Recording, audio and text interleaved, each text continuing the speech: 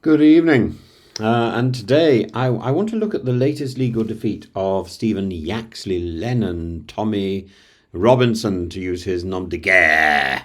And the former leader of the English Defence League has once again found himself in court this time.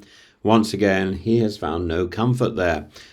His appeal to reduce an 18-month prison sentence for contempt of court, rooted in his repeated and widely broadcast libels against a Syrian refugee, was dismissed. And the judgment is not just a legal repudiation, but a cultural movement, a cultural moment that raises questions about freedom, punishment, and the theatrical politics of grievance, and how, indeed, snub the court and you get a worse sentence than you would if you'd committed a serious or a violent crime.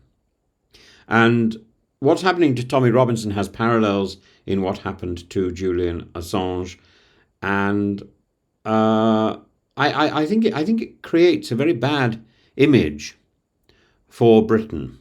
Now, I'm not saluting Tommy Robinson in any way. I don't particularly like him. I don't particularly care for him. I certainly don't care for his message.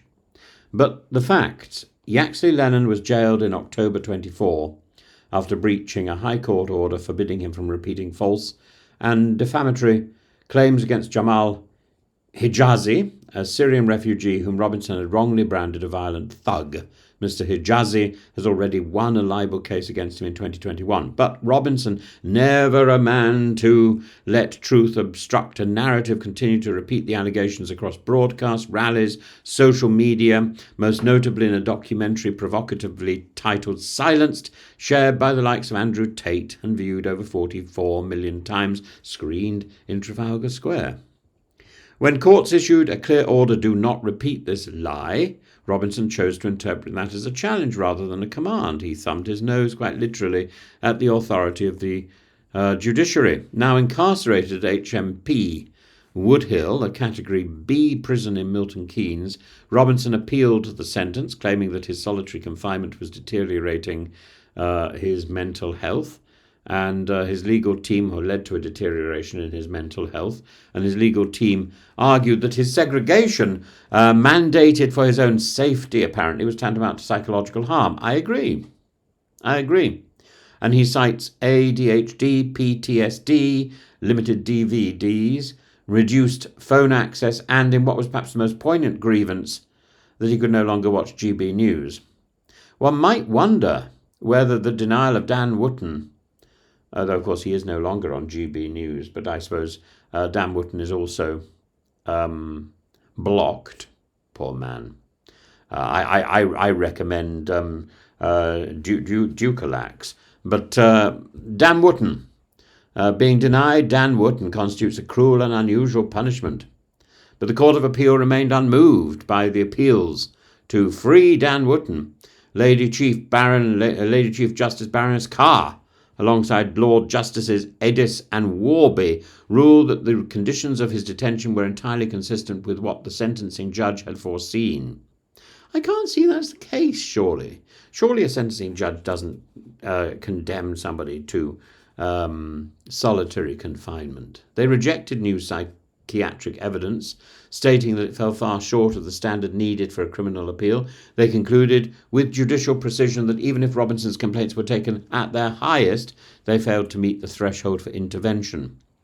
The judgment is a masterclass in judicial understatement. It praises the meticulous nature of the original sentencing decision and emphasises that the sentence was already reduced by 4 months due to concerns about mental health.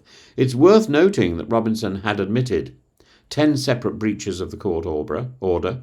He was not a victim of judicial overreach, but of his own unyielding pursuit of publicity. Indeed, the court went out of its way to underscore that his segregation, while restrictive, is relatively permissive, complete with a laptop, exercise hours, and over 80 authorized visits. This is not solitary confinement in the sense imagined by Kafka or Dostoevsky. It's closer to enforced solitude with internet privileges. This ruling must be understood in its wider context. Robinson positions himself as a martyr for free speech, persecuted by what he perceives as an unaccountable elite. But in reality, this is a case about contempt of court, not contempt for court, which he has in abundance, but of court, the willful disobedience of orders. The British legal system is often cautious in jailing public figures for speech-related offences, and that it acted so decisively here reflects not merely the gravity of the libel, but the audacity of Robinson's defiance. He didn't whisper falsehoods in obscure corners. He broadcast them on platforms with audiences in the tens of millions in the centre of London. This is not civil disobedience in the tradition of Thoreau. This is a calculated provocation dressed in the rhetoric of resistance. So, what do we take from this? First, that the British judiciary remains, at least in this instance, a sturdy defence against those who conflate defamation with dissent. The rule of law has prevailed over the rule of spectacle. Second, Robinson's loss is not just legal, it's symbolic. The courts have refused to indulge the notion that celebrity status, however toxic, should insulate one from consequence. His appeal to mental health, while not dismissed lightly, was found lacking in both substance and context. He will now remain in prison until July. He will no doubt emerge claiming to have been silenced, but in truth, he hasn't been silenced. He's been held accountable. And that in a democracy is a distinction worth defending. But I think there could have been greater compromises in the way he is treated and in the prisons where he might be held. I think it's a great shame that greater flexibility couldn't have been anticipated or encouraged by their honours in this judgment.